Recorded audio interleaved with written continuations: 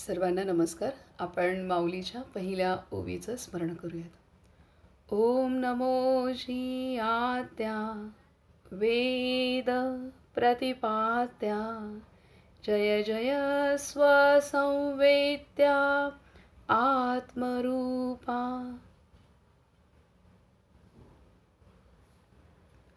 सर्वांना नमस्कार.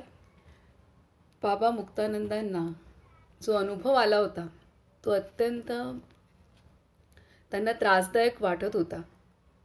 कारण का की तो काम इंद्रियाशी संबंधित होता आणि त्या अनुभवाची खोली किंवा तो अनुभव हा अध्यात्मातील सिद्धयोगातील महान अनुभव आहे हे त्यांना माहीत नव्हतं. आणि त्यांना जी दिसत होती स्त्री, तर ती स्त्री ही कुंडलिनी शक्ती होती हेही त्यांना माहीत नव्हतं. कारण ती कुंडलिनी शक्ती स्त्री रूपामध्ये प्रकट झाल्यामुळे त्यांना ती सामान्य स्त्री वाटली आणि त्यामुळे त्यांच्या आतमध्ये ते भावना निर्माण झाल्या. परंतु हरिगिरी बाबा जेव्हा त्यांना भेटले आणि त्यांना सांगितलं, तू घाबरू नकोस, तुला जे काही अनुभव येत आहेत ते सर्व मला माहीत आहेत आणि तू घाबरू नकोस, तू देव होणार आहेस आणि तुझ्याकडून अनेकांचं कल्याण होणार आहे, असं सांगून हरिगिरी बाबा त्यांना तिथून आश्वासन देऊन निघून गेले.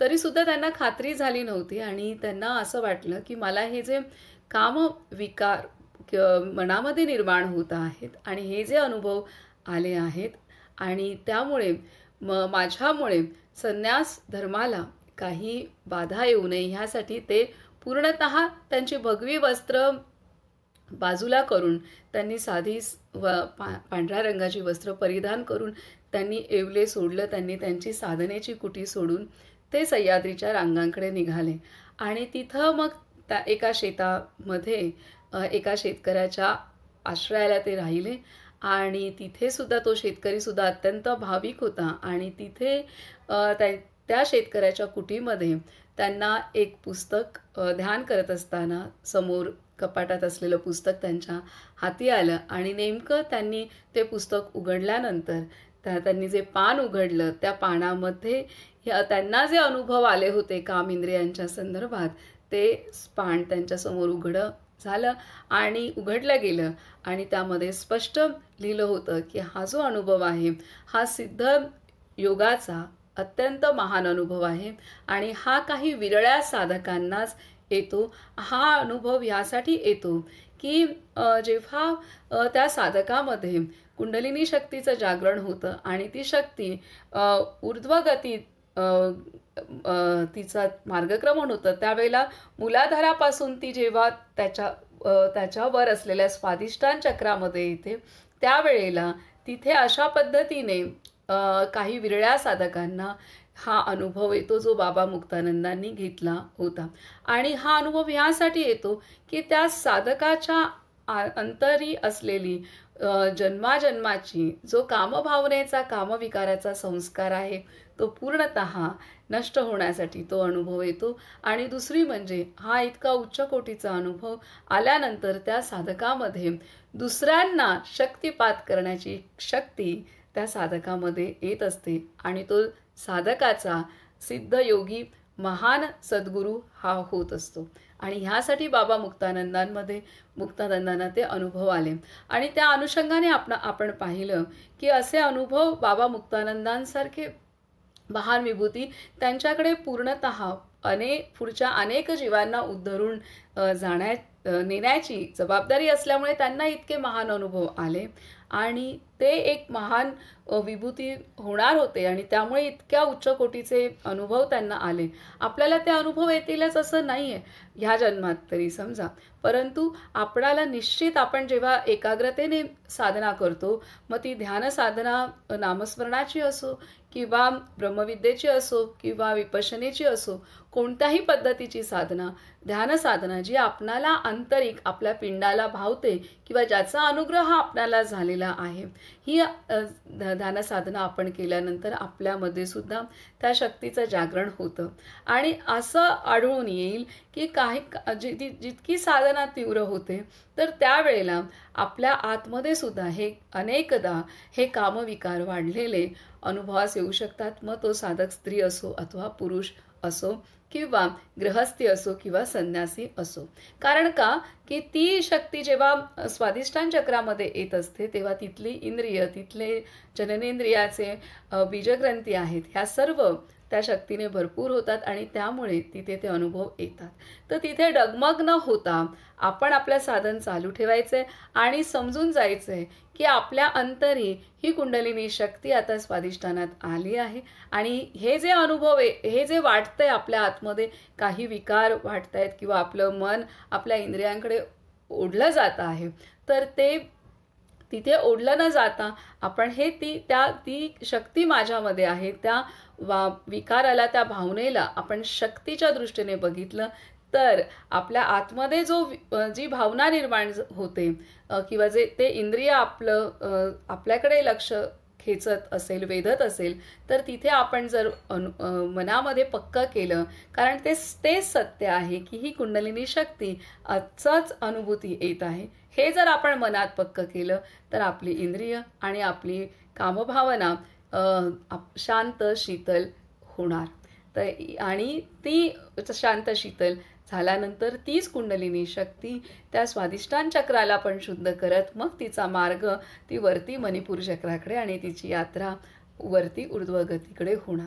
तर ह्यासाठी हा अत्यंत महत्त्वाचा मुद्दा बाबा मुक्तानंदांनी उघडपणे आपल्या समस्त विश्वासमोर मांडलाय. तो प्रत्येक साधकाला आवश्यक आहे, प्रत्येक साधकाला आवश्यक आहे.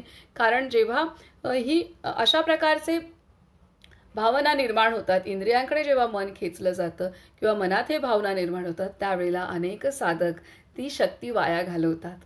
आणि तर ते होऊ नये ह्यासाठी साधक सुरुवातीच्या अवस्थेचा असे नका, नवीन असे नका किंवा जुना असे नका, संन्यासी असे नका किंवा गृहस्थी असे नका, स्त्री असे नका, पुरुष असे नका, लहान वयाचा असो किंवा मोठ्या वयाचा असो किंवा वयस्क असो, कुठल्याही प्रकारच्या, कारण ती इंद्रिय आहेत, ती शक्ती त्या इंद्रियातून मार्गक्रमण करणार, तेव्हा ह्या सगळ्या अनुभूती आपापल्या पातळीवरती हा येणारच आहे प्रत्येक साधकाला. तर इथपर्यंत आपण काल आलो. आणि त्यानंतर बाबा मुक्तानंदांनी सांगितलं की जेव्हा त्यांनी हे वाचलं त्या ग्रंथामध्ये तेव्हा ते निर्धास्त झाले आणि त्यांनी नंतर अनेक ग्रंथांचा अभ्यास केला आणि तेव्हा त्यांना त्यांचं साधन अजून उत्तरोत्तर अजून चांगलं होऊ लागलं आणि त्या कुंडलिनी शक्तीचा आपण अशा रीतीने तिला आपण चुकीचं पाहिल्यामुळे त्यांना त्याचं वाईटही वाटलं. आणि नंतर मग जेव्हा ते साधन करत होते आणि ती कुंडलिनी शक्ती स्त्री रूपात आली तरीसुद्धा आता ते तिला मोठ्या सन्मानाने पाहू लागले आणि त्यांचं साधन पुढे तीव्र गतीने होऊ लागलं. आणि त्यानंतर त्यांना मग आपणहून त्यांच्या साधन करत असताना बंध लागू लागले, जे आपल्याला सांगितलं की मूलाधार बंध लागू लागला. मूलबंध, जो मूलाधार चक्र आहे, आपल्या गुदद्वाराच्या ठिकाणच्या पेशी आहेत, तिथल्या आकुंचित होतात आणि त्यामुळे तिथली जी ऊर्जा आहे, तिथले जे वायूचे कक्षा आहे, ती पूर्णतः शुद्ध होते. त्यानंतर दुसरा बंध आहे की जो जालंधर बंध आहे, की जो हनुवटी आपली इथे लागते, हा इथे गळ्याच्या इथले जो खड्डा आहे, तर तो जालंधर बंध लागू लागला. उडियान बंध लागू लागला. आणि हे सर्व बंध, हे 3 मुख्य बंध त्यांच्या शरीरामध्ये आपणहून लागत होते, की जे योगा प्राणायाम आपण जेव्हा शिकतो तेव्हा शिकवले जातात आणि आपण करतो ते, पण इथे ते त्यांच्या साधकावस्थेत आपणहून लागत होते. आता आपण पुढचं वाचन करूयात. तर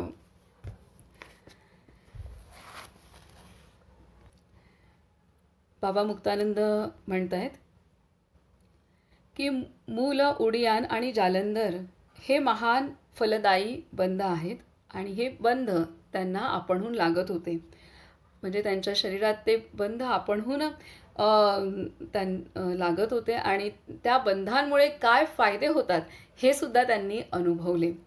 आता बाबा मुक्तानंद म्हणतात, हळूहळू माझे प्राण अपान सम होऊन गेले. माझे पद्मासन सुद्धा पूर्ण सिद्ध झाले. योगी एकसारखा 3 तास एका आसनात बसू शकला तर त्याला आसनसिद्धी प्राप्त होते असे म्हणतात. काय म्हणतायत की हळूहळू माझे प्राण अपान सम होऊन गेले.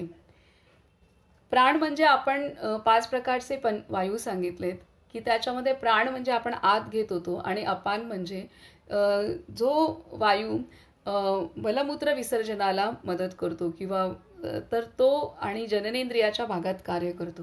तर इथे प्राण आणि अपान दोन्ही सम झाले इथे असं सांगतात. माझे पद्मासन सुद्धा पूर्ण सिद्ध झाले. योगी एकसारखा 3 तास एका आसनात बसू शकला तर त्याला आसनसिद्धी प्राप्त होते असे म्हणतात. त्रिबंध लागले की मी पद्मासनातच मंडूक क्रिया करू लागे. मंडूक म्हणजे बेडूक, बेडकासारख्या उड्या होत होत्या. तिन्ही बंद लागले की आपणहून त्या क्रिया होत होत्या. म्हणजे ध्यानकुटीत एका ठिकाणाहून दुसऱ्या ठिकाणी बेडकासारख्या उड्या मारीत असे. आता कोणतीही क्रिया झाली तरी आनंद वाटत असे. ध्यानात महामुद्रा, महाबंध, महावेध, विपरीत करणी मुद्रा, वज्रोली मुद्रा अशा अनेक प्रकारच्या मुद्रा होत असत. मी कधी डाव्या तर कधी उजव्या खोटेने गुदद्वार दाबीत असे. उजवा किंवा डावा पाय लांब करून दोन्ही हातांनी त्या पायाची बोटे घट्ट पकडून मग दोन्ही हातांमध्ये मस्तक ठेवून देत असे. हिला महामुद्रा म्हणतात. या मुद्रेमुळे कुंडलिनी संतप्त होऊन प्राणवायूसह सुषुम्नेत प्रवेश करते. त्यामुळे सर्व नाड्या क्रियाशील बनतात आणि शरीराची जडता नाहीशी होते. त्यामुळे वीर्यरक्षणही होते. शरीर शांत, जाठराग्नी तीव्र, देह कांतीयुक्त आणि इंद्रिये तेजस्वी होतात. वृद्धत्वही दूर होते. हिच्या सतत अभ्यासाने क्षय, कुष्ठ, अर्श, भगंदर सारखे गुप्त रोग, क्षय म्हणजे टीबी, त्यानंतर कुष्ठ म्हणजे स्किन डिसीज, त्यानंतर अर्श म्हणजे पाईल्स आणि भगंदर म्हणजे फिस्टुला म्हणजे गुदद्वाराच्याच भागात होणारे हे आजार आहेत भगंदर हा. त्यानंतर गुल्म म्हणजे पोटात गोळा होणं. अनेकांना असतं की अचानक पोटात गोळा होतो आणि खूप दुखतं, गुल्म. आणि अजीर्ण नष्ट होतात ही जर मुद्रा झाली तर. कधी कधी मी डावा किंवा उजवा पाय वळवून उजव्या किंवा डाव्या जांघेवर ठेवीत असे. पोटात हवा भरली जाई, जालंधर बंध लागून श्वास प्रथम रोखला जाई, मग हळूहळू सुटू लागे. याला महाबंध मुद्रा म्हणतात. हिच्या अभ्यासाने प्राण सुषुम्नेत प्रवेश करतो. शरीर सुदृढ होते आणि हाडे मजबूत होतात. यानंतर महावेदबंध होत असे. म्हणजे महाबंधाच्या स्थितीतच उड्डाणबंध होत असे. प्राण पूर्ण बाहेर रोखला जाऊन बाह्यकुंभक होत असे. या बंधामुळेही प्राण सुषुम्नेत प्रवेश करू शकतो. ब्रह्मा, विष्णू आणि रुद्र या तिन्ही ग्रंथींचा भेद होतो. कुंडलिनी सहस्त्रदलापर्यंत येऊ जाऊ लागते. त्यामुळे प्राणसिद्धी होते आणि वार्धक्य नष्ट होऊन जाते. कधीकधी जमिनीवर दोन्ही तळहातांवर मस्तक ठेवून दोन्ही पाय लांब करून वर उचलून स्थिर करीत असे. याला विपरीत करणी मुद्रा किंवा शीर्षासन म्हणतात. याचे अनेक फायदे आहेत. जाठराग्नी वाढतो, कातडीला पडलेल्या सुरकुत्या नाहीशा होतात आणि केस काळे होतात. या मुद्रेमुळे सहस्त्रदलातून स्त्रवणारे अमृत खालच्या बाजूला वाहून जाणे थांबते. कधीकधी दोन्ही हात खाली जमिनीवर टेकले जात आणि त्याच्या जोरावर सारे शरीर वर उचलून स्थिर केले जाई. मस्तक मध्येच लोंबकळत राही. याला वज्रोली मुद्रा म्हणतात. या मुद्रेमुळे वीर्यसिद्धी अवश्य होते. वीर्य वाहून जाणे किंवा वीर्यपात होणे बंद होते आणि ते धारण करण्याचे सामर्थ्य यामुळे येते. यामुळे साधक दीर्घायुषी होतो. आता अशा रीतीने अनेक प्रकारच्या मुद्रा आणि आसन आपणहून होऊ लागले. तर ही गोष्ट आहे की आता यातनं आपल्याला लक्षात येईल, कालही आपण म्हणालो की हे जे बंधाचं ज्ञान जे आपल्याला योग साहित्यात दिलं जातं, योगिक ग्रंथांमध्ये दिलं जातं, त्यानंतर आता इथे त्यांनी मुद्रा दिले, तर हे आसनं दिलेत विविध, तर हे सर्व आपणहून होतं. आणि हे सर्व आपणहून होऊन ह्या महान विभूतींनी त्याचे फायदे अनुभवले आहेत. की असं होतं की नाडीशुद्धी होते, जाठराग्नी अग्नी प्रदीप्त होतो.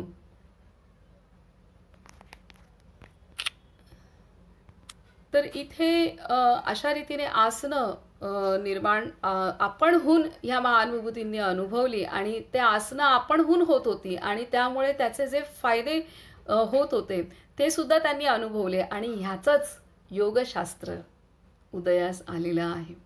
त्यामुळे आपली शास्त्र ही अनुभवातून आलेली आहे. 100% ती पूर्णतः म्हणजे पूर्णतः शुद्ध शास्त्र आहेत. आणि त्यामुळे आपल्याला लक्षात येतं आहे की आपले जे पूर्णतः शास्त्र आहेत, तंत्रविद्या आहे, योगासनं आहे, प्राणायाम आहे, हे कसे निर्माण झाले, तर हे या ध्यानाच्या उच्च कोटीच्या अवस्थेमध्ये हे सर्व मुद्रा, सर्व बंध, सर्व प्राणायाम, आसनं त्या महान विभूतींनी अनुभवल्या, त्याचे फायदे अनुभवले आणि मग नंतर लिखाण झालेलं आहे, मग नंतर लिहिलेलं आहे आणि समस्त विश्वासमोर आलेलं आहे. अशा पद्धतीने आपल्याला एक कळतंय सुद्धा की कशी रचना झाली शास्त्रांची. आता पुढे ते म्हणतायत की यानंतर अनेक प्रकारचे प्राणायाम होऊ लागले. त्यांपैकी काहींचे आता वर्णन करून सांगतो. कधी कधी भुजंगिनी मुद्रेत मुख उघडे राहून वायुपान होत असे. कधी भुजंगिनी मुद्रेत मुख उघडे राहून वायुपान होत असे. कधी जीभ वर टाळूला चिकटून कुंभक होत असे. या मुद्रेला नभो मुद्रा म्हणतात. हिच्या योगाने रोग नष्ट होतात आणि जिव्हा टाळ्याच्या पोकळीत प्रवेश करण्यायोग्य होऊन पुढे खेचरी मुद्रेची क्रिया होऊ लागते. कधी जीभ कावळ्याच्या चोचीप्रमाणे वळवून मी तिच्यातून वायू आत ओढत असे. हिला काकी किंवा शीतली मुद्रा म्हणतात. हिच्या योगाने दीर्घ जीवन प्राप्त होते आणि रक्त शुद्धी होते. गुल्म, ज्वर, पित्त वगैरे व्याधींचे शमन होते. कधी कपाळ भयंकर उडू लागे आणि दृष्टी ऊर्ध्व होऊन भ्रूमध्यात स्थिर होऊन जाई. हिला शांभवी मुद्रा म्हणतात. या मुद्रेमुळे फार आराम मिळतो आणि मनाला स्थैर्य प्राप्त होते. हिच्या योगाने योगी शंभू समान होऊन जातो. मन भ्रूमध्यात स्थिर होऊन आत्मचैतन्य स्थिती प्राप्त होते. आता सिंहभावही फार वाढला होता. इतक्या जोराने सिंह गर्जना होई की दूर अंतरावर बांधलेल्या गायी दावणी तोडून वाट मिळेल तिकडे पळून जात. कुत्रे सुद्धा जोराने भुंकू लागत. लोक धावून येऊन पाहतात तर मीच गर्जना करताना दिसे. हे काय होत आहे याचे त्यांना फार आश्चर्य वाटे. आता दर्शन देण्या न देण्याची गोष्टच मी विसरून गेलो. रोज 3 वेळा ध्यानाला बसू लागलो. पहाटे 3 वाजता, दुपारी 11 वाजता आणि संध्याकाळी 7 ते 9 पर्यंत. कधी सापासारखा सरपटत फिरे, बेडकाप्रमाणे उड्या मारी, वाघासारखी गर्जना करी. अशा तऱ्हेने चिती भगवतीचे अलौकिक अंतर्भाव बघून मन अतिशय मंत्रमुग्ध होत असे. अशा प्रकारे रोज ध्यानात बसल्याबरोबर तीच रक्तज्योती आणि नंतर तो अतिशय सुंदर अंडाकृती श्वेत गोल अधिकाधिक दिसू लागला. रोज थोडा स्थिर होऊ लागला. आता ध्यानात एक नवीन प्रकारची निद्राही येऊ लागली. जिला पूर्वी मी नग्नावस्थेत पाहिले होते ती माझी प्रिय गुरु मा कुंडलिनी शक्ती आता मधून ध्यानात दर्शन देऊ लागली. पण आता मी ध्यानात मस्त राहत होतो. मी अनेक प्रकारची पुस्तके मागवीत असे, कारण ध्यानाच्या अवस्था माहीत झाल्याशिवाय चैन पडत नसे. तर अशा रीतीने वेगवेगळ्या अनुभूती दिलेल्या आहेत आणि कुंडलिनी शक्तीला आता ती स्त्री स्वरूपात प्रकट झाली तरीसुद्धा आता ते तिला योग्य रीतीने योग्य दृष्टीने पाहत होते. कारण आधी त्यांना अज्ञान होतं, माहीत नव्हतं की ही तीच म्हणजे स्त्री म्हटल्यानंतर सामान्य स्त्री असं वाटत होतं. आता ते त्यांचं अज्ञान दूर होऊन ते आता तिला योग्य त्या न्यायाने योग्य त्या स्वरूपात पाहू लागले आणि त्यामुळे तिचा आता त्यामुळे तिला त्या स्वरूपात पाहू लागल्यामुळे त्यांची ध्यान आणि ती पूर्णतः अनुभूती ह्या दिवसेंदिवस वाढू लागल्या.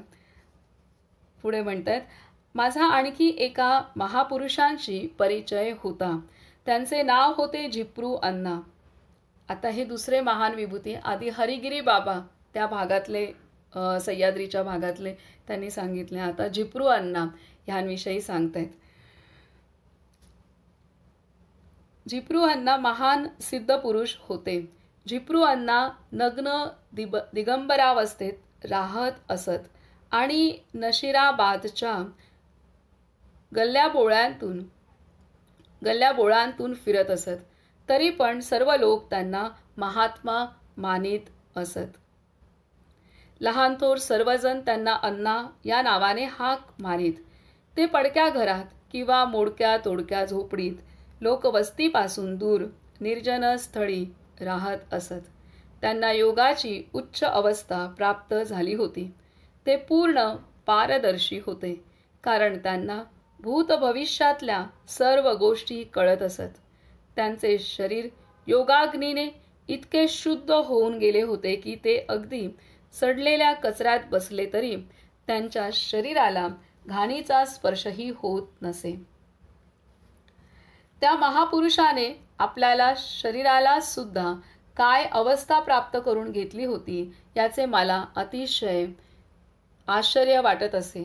ज्याप्रमाणे योग्यांचा अंतरात्मा मलरहित असतो त्याचप्रमाणे झिप्रू अण्णांचे शरीर देखील मलरहित होते. मी प्रथम त्यांच्या दर्शनाला गेलो तेव्हा ते शौचाला बसलेले दिसले. जवळ जाऊन बघतो तर ते सारा मल आपल्या अंगाला चोळून घेताना दिसले. मी त्यांच्या जवळ जाऊन बसलो. त्यांच्या शरीराला मलाच्या दुर्गंधीऐवजी सुगंध येत होता. दुसऱ्यांदा गेलो तेव्हा एका घाणीच्या ढिगाऱ्यावर बसले होते, तरी पण ती घाण त्यांना स्पर्श करीत नव्हती. त्यांच्या जवळ जाण्याची मला हिंमत होईना. मी दूरच उभा राहिलो. थोड्या वेळाने ते त्या ढिगाऱ्यावरून उठून बाहेर आले. मी त्यांचे चरण धुतले. त्यांच्या अंगप्रत्यंगातून अष्टगंधासारखा सुगंध दरवळत होता. माझ्याविषयी झिप्रू अण्णांना फार प्रेम वाटत असे. अजून सुद्धा त्या महापुरुषाच्या स्थितीगतीबद्दल मला फार आश्चर्य वाटते. मी त्यांना विचारले, अण्णा इतक्या घाणीत का बसता? ते म्हणाले, अरे मुक्तानंदा, आपल्या आत जो मल भरला आहे तो याच्याही पेक्षा जास्त घाणेरडा आहे. तूच विचार कर, मनुष्याचे शरीर ही मलमूत्राची पेटीच नव्हे का? हे ऐकून मी गप्प बसलो. झिप्रू अण्णा अशा प्रकारचे परम अवधूत शिरोरत्न होते. मी त्यांना आता भेटायला गेलो. ते मोठ्या प्रेमाने भेटले. आपले सर्वांग माझ्या शरीराला अगदी खेटून बसले. मला सुखीच्या कुटीत झालेल्या अनुभवांची कथा मी त्यांना सांगितली. ते म्हणाले, तो महापुरुषाचा अनुग्रह, दीक्षा, कृपा किंवा शक्तिपात आहे. महाकृपा झाल्यानेच अशा प्रक्रिया होऊ शकतात. महदग्नी, भूतपिशाच, यक्ष, नाग, किन्नर यांचे आणि परशिवाच्या भूतगणांचे दर्शन होते. तुला 30 दर्शने घडली आहेत. कामविकारामुळे झालेल्या माझ्या दशेसंबंधी जेव्हा मी प्रश्न केला तेव्हा ते म्हणाले, उपस्थेंद्रिय वर उचलले जाऊन त्याचा नाभी कमलाला स्पर्श होणे हे काही विरळ्या साधकांनाच होत असते, कारण ती योगाची महान पारमेश्वरी कृपा आहे. जननेंद्रियाला सामान्य समजू नको. तेच सर्वांना जन्म देणारे इंद्रिय आहे. त्याच्यामुळेच पुरुष किंवा स्त्री भाव प्राप्त होतो. नाहीतर मनुष्य पुरुषार्थहीन षंड समजला जातो. मानवाच्या अतिशय सन्माननीय अशा या जननेंद्रियाला यथासाध्य व्रतनियमपूर्वक सांभाळले पाहिजे. ते वर उठून नाभिकमलाला लागून काही वेळ राहिल्याने अंडकोशातील साऱ्या वीर्याला ऊर्ध्वगती प्राप्त होऊन ते हृदयाकडे वाहू लागते. त्यानंतर ते जठराग्नीत तापून मस्तकाकडे जाऊ लागते. त्यामुळे मस्तकातील ज्ञानतंतू बळकट होतात. त्याच्या बलाने योगी महास्मृतिवान आणि मेधावी बनून जातो. मग ते म्हणाले, अरे स्वामी, त्याला ऊर्ध्वरेता म्हणतात. भविष्य काळात याच्याच बलाने तू गुरु होऊन अनुग्रह करशील. तुला वज्रोली नावाची जी क्रिया झाली तिच्यामुळेच पुढे तू शक्तिपात करण्यायोग्य आंतरशक्ती संग्रहित करून शकशील. तुला जी कामपीडा झाली होती तिच्यामुळेच महाशक्ती कुंडलिनीने तुझे पूर्वीचे सर्व कामविकार नष्ट करून टाकले आहेत. काय सांगतात? तुला जी कामपीडा झाली होती तिच्यामुळेच महाशक्ती कुंडलिनीने तुझे पूर्वीचे सर्व कामविकार नष्ट करून टाकले आहेत. आता तुझ्यात कामाऐवजी प्रेमाचे स्फुरण होऊ लागेल. तुझ्या प्रेमाचे किरणपुंज अनेकांना प्रेमी बनवून टाकतील. आता तुझ्यात कामाऐवजी प्रेमाचे स्फुरण होऊ लागेल. तुझ्या प्रेमाचे किरणपुंज अनेकांना प्रेमी बनवून टाकतील. किती सुंदर रीतीने सांगितलंय त्यांना आणि किती सूक्ष्म आहेत. आणि त्यांनी हेही सांगितलंय की जो काम भाव विकार त्या कुंडलिनी शक्तीने जागृत केला तर तो जागृत करण्यामध्येच आहे. की इथे खूप सुंदर दिलंय बघा की तुला जी कामपीडा झाली होती तिच्यामुळेच महाशक्ती कुंडलिनीने तुझे पूर्वीचे सर्व कामविकार नष्ट करून टाकले आहेत. ते काय म्हणतात ना, लोहा से लोहा काटे किंवा काटाने काटा काढणं. तर ही कुंडलिनी शक्ती जागृत होते आणि त्या कुंडलिनी शक्तीमध्ये ती सर्व ज्ञानस्वरूपणी आहे, कल्याणकारी आहे. आणि तिला माहीत आहे की ह्या साधकासाठी म्हणजे आपल्या प्रत्येकाच्या शरीरामध्ये ती आहे. तर हिच्यासाठी काय आवश्यक आहे ते ती करत असते. आणि त्यामुळे इथे दिलंय की तिच्यामुळेच महाशक्ती म्हणजे तुला जी कामपीडा झाली होती तिच्यामुळेच महाशक्ती कुंडलिनीने तुझे पूर्वीचे सर्व कामविकार नष्ट करून टाकले आहेत. म्हणजे हे कामभावना झाली तरी घाबरून न जाता ती कुंडलिनी शक्ती हे विकार नष्ट करण्यासाठी ह्या भावना होत आहेत किंवा ते इंद्रिय बलवत्तर होत आहे. ह्या गोष्टी आहेत साधकाच्या बाबतीत. तर आता तुझ्यात कामाऐवजी प्रेमाचे स्फुरण होऊ लागेल. तुझ्या प्रेमाचे किरणपुंज अनेकांना प्रेमी बनवून टाकतील. तर अशा रीतीने झिप्रू अण्णांनी त्यांना जे झालं होतं, अनुभूती आल्या होत्या आणि त्याच्यामधली खोली सांगितली. आणि झिप्रू अण्णा स्वतः काय महान होते त्याचं वर्णन किती स्पष्ट केलेलं आहे. म्हणजे त्यांचा मलाला सुद्धा सुगंध होता. तर काय अवस्था आपल्या भारतात, काय योगी आहेत, आजही आहेत आणि होऊन गेलेले आहेत. आता पुढे म्हणतायत, मग मी ध्यानात येणाऱ्या नग्न स्त्रीबद्दल त्यांना विचारले. मी म्हटले, ध्यान करण्यापूर्वी मी शिवकवच धारण करून सर्व दिग्बंध करून बसत असे. अशा स्थानी ती नग्न स्त्री कशी येऊ शकली?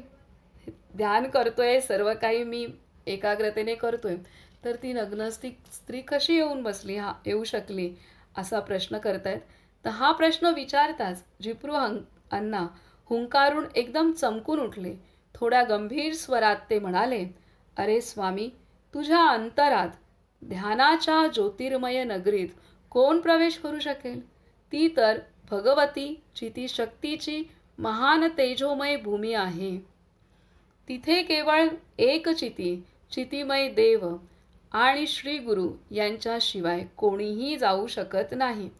तुझी नारी भावाची जी समजूत आहे तिच्यामुळेच तुला अशी भ्रांती निर्माण झाली. नग्न काय किंवा वस्त्रधारी काय, भगवती सर्व प्रकारची रूपे धारण करू शकते. ती स्त्री दिसू लागताच भगवती चितीचे स्मरण करून तू तिच्याकडे त्या दृष्टीने पाहायला हवे होते. तिथे दुसऱ्या कोणाला प्रवेश नसतो.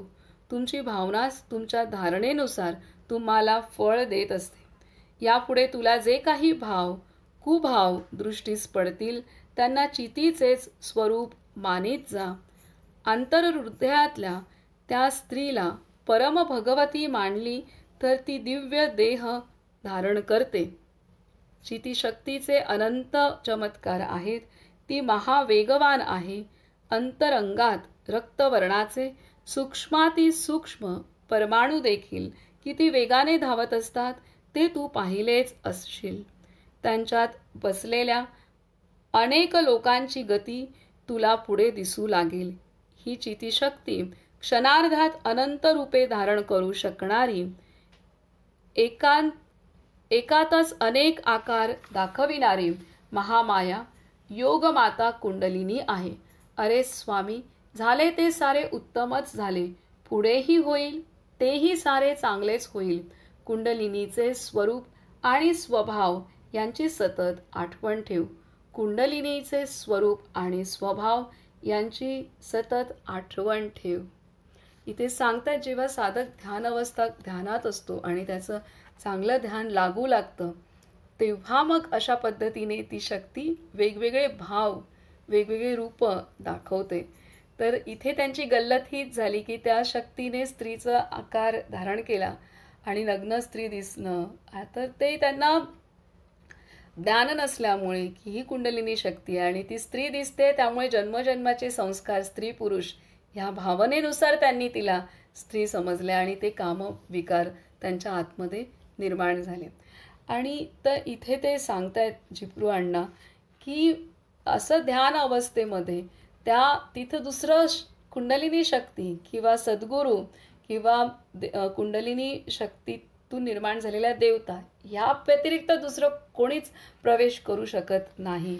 त्यामुळे इथे स्पष्ट ते सांगतायत की इथे आपल्या सर्वांसाठी आवश्यक आहे की एक वाक्य महत्त्वाचं आहे ते म्हणजे जे काही यापुढे तुला जे काही भाव कुभाव दृष्टीस पडतील त्यांना चितीचेच स्वरूप मानीत जा. साधन करत असताना कुठलेही आता इथे कामविकार निर्माण झाला ते बेचैन झाले. कारण कामविकाराला आपण खराबच समजतो. तर आणि एका पातळीवरती ते योग्यही आहे तसं समजणं, कारण आपल्याला त्याला चेतवायचं नाही आहे. तर त्याच्यामुळे कामविकाराला आपण खराब समजतो. त्यामुळे ते बेचैन होऊन गेले की ध्यानाच्या वेळेला अशा पद्धतीने माझ्या अंतरी माझं इंद्रिय बलवत्तर होतं आणि कामविकार वासना मला बलवत्तर करतायत, माझ्या मनामध्ये येत आहेत. तर इथे त्यांनी दिलेलं आहे की यापुढे तुला जे काही भाव किंवा कुभाव दृष्टीस पडतील, भाव किंवा कुभाव म्हणजे खराब भाव पण दृष्टीस पडतील त्यांना चितीचेच स्वरूप मानीत जा. तर इथे आवश्यक गोष्टी आहेत. ध्यान सुरू करतो आपण, खूप मोठ्या पातळीवर होतं, तर त्यावेळेला अनेक संस्कार हे बाहेर पूर्णतः कायमचे निघून जाण्यासाठी ते आपल्या पटलावरती येणार. त्या भावना निर्माण होणार, कामाच्या असतील, क्रोधाच्या असतील, लोभाच्या असतील, मोहाच्या असतील, अशा अनंत भावना, सकारात्मक भावना आणि त्याचबरोबर काही विकारात्मक. हे दोन्ही विकारच आहेत.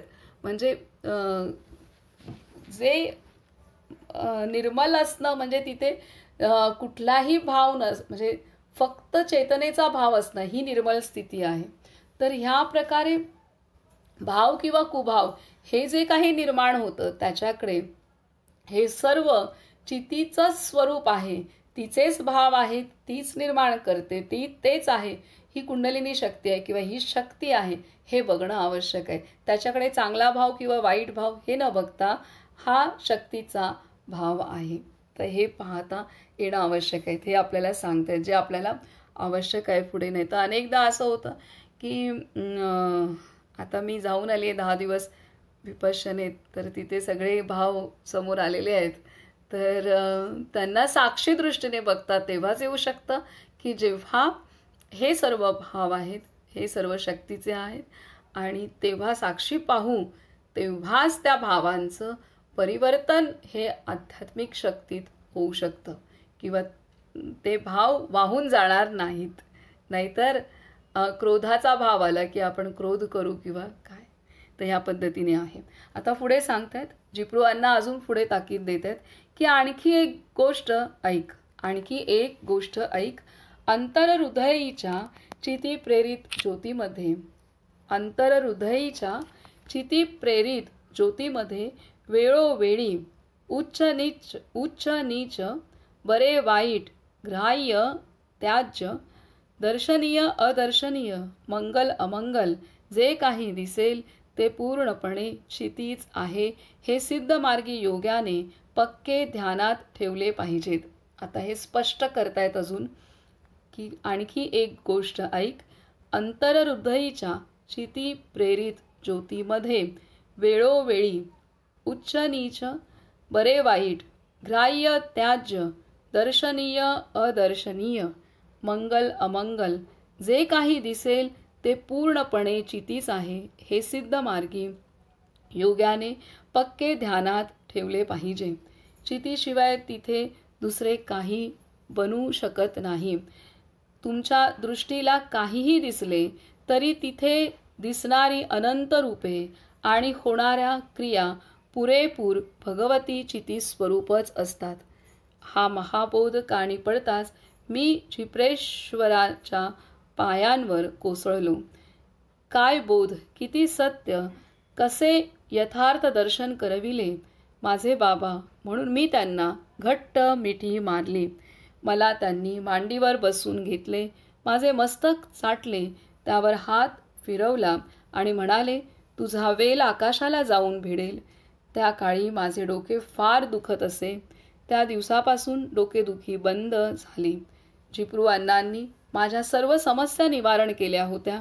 माझी त्यांच्यावर अपार श्रद्धा, निष्ठा, पूर्ण भावना होती आणि गुरुतुल्य प्रेम होते.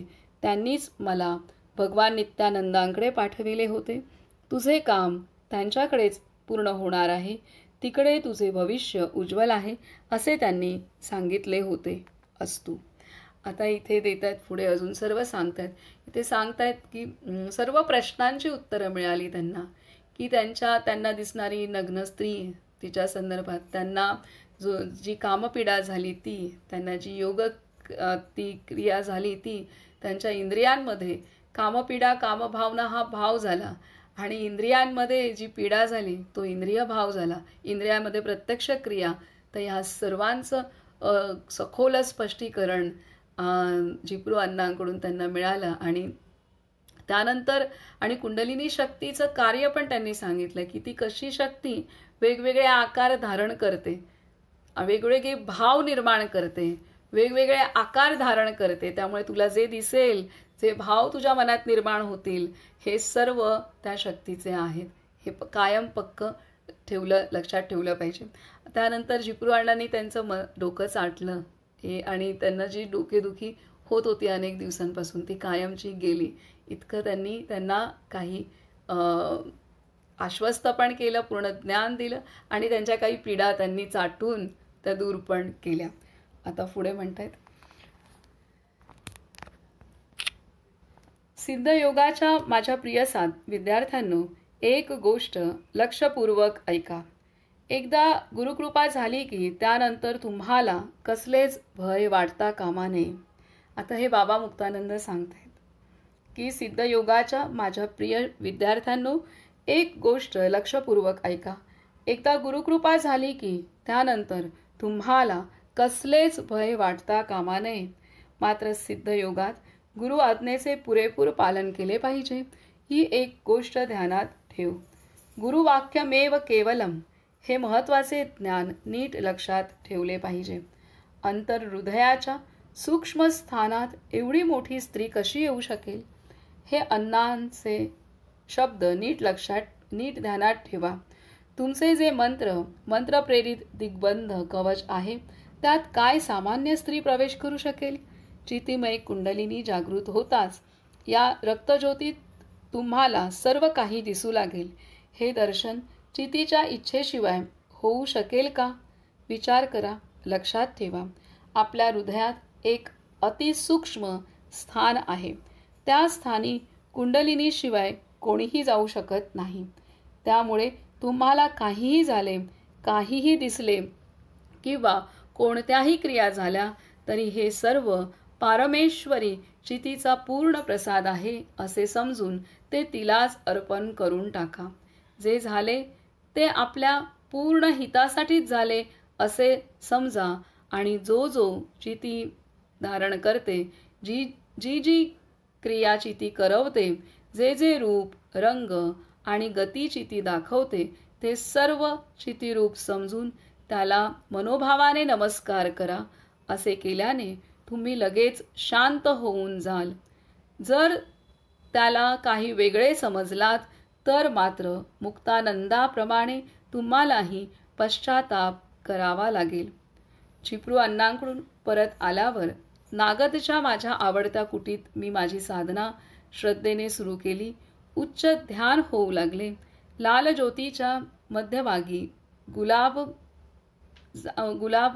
जांबूंच्या आकाराचा एक श्वेत गोल दिसू लागला. आता तो जास्त वेळ दिसत राही. औट हात रक्तेश्वरीच्या मध्यभागी अंगुष्ठ प्रमाण श्वेत ज्योती दिसू लागली. तिला लाल ज्योतीने घेरले आहे असे मला दिसत होते. माझी ध्यानाची आवड वाढू लागली. ध्यानात काहीही दिसले तरी मी ते चिती पारमेश्वरीचेच रूप आहे असे समजत असे आणि त्याला मनोमन नमस्कार करीत असे. आता इथे ते आपल्याला पूर्ण त्यांना चिपळू अण्णांनी सांगितलेलं सर्व सारांश सांगत आहेत आणि सांगतायत की जर चितीचं आहे म्हणजे हे शक्तीचं आहे, ज्या भगवंताने निर्माण केलेली जी शक्ती शिवशक्ती आहे तिचं हे आहे, हे जर आपण समजलो तर आपण पुढे जाऊ शकतो. आणि त्याबरोबर इथे त्यांनी आपल्या गुरूंनी जे दिलेलं आहे, आपल्याला अनुग्रह झाला आहे, आपण त्यानुसार त्यांची आज्ञा पालन करणं हेही सांगितलं आहे.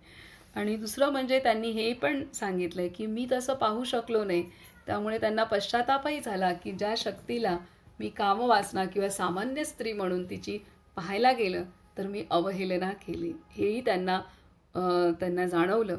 तर त्यामुळे ते इथे आपल्याला सांगतायत की जे काही भाव निर्माण होतील साधकावस्थेत किंवा साधना करताना किंवा दिवसभरात केव्हाही, असं नाही की फक्त ध्यान करतो तेव्हा, जे काही भाव निर्माण होतील, चांगले अथवा कुभाव म्हणजे नकारात्मक भाव पण, किंवा ज्या क्रिया होतील किंवा जे काही दर्शनं दिसतील, जे काही होईल ते सर्व ह्या चितीचंच आहे, कुंडलिनी शक्तीचंच आहे असं पाहणं अत्यंत आवश्यक आहे.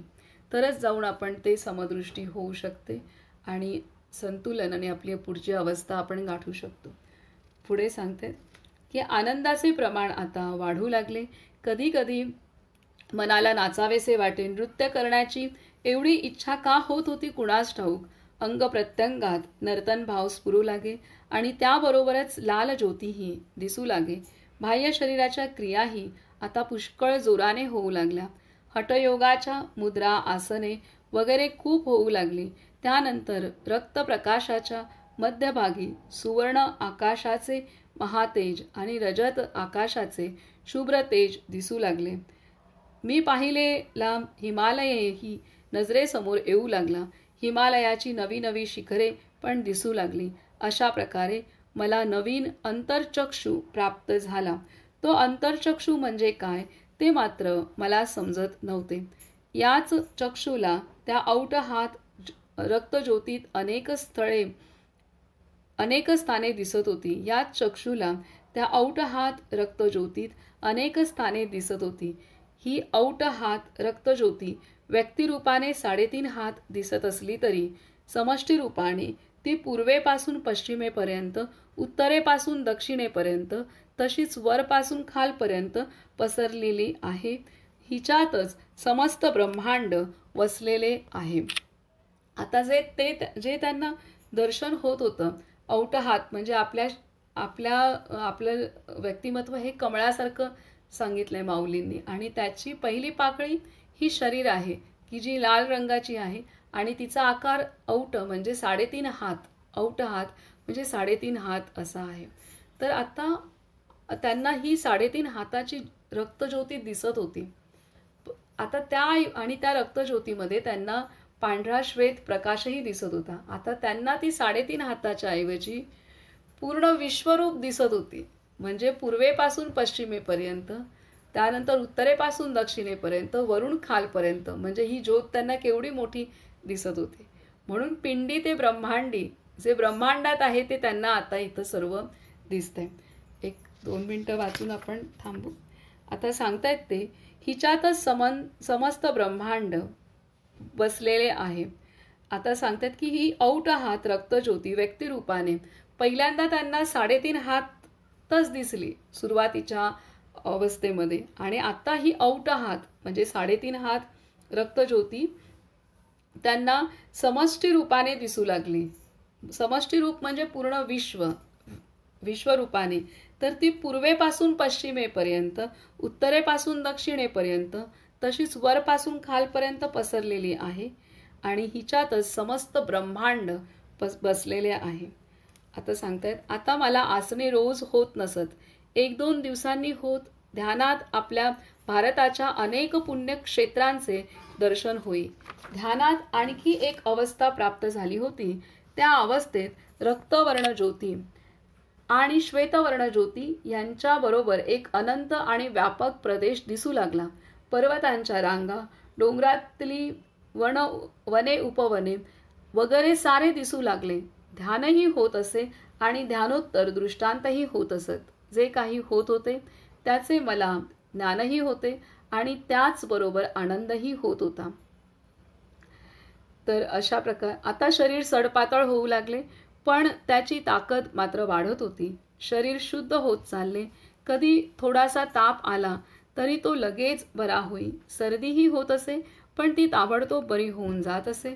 त्या काळात कोणताही रोग झाला तरी तो ध्यान करता करताच बरा होऊन जात असे. कधी कधी अतिसाराचा त्रास होत असे, पण तोही लगेच बरा होत असे. तर अशा रीतीने इथे बाबा मुक्तानंदांना ती रक्तज्योत व्यक्ती आता ते समष्टी रूप झाले, म्हणजे अनंत दिसू लागली ती त्यांना. पूर्ण विश्वरूप ती रक्तज्योती दिसू लागली.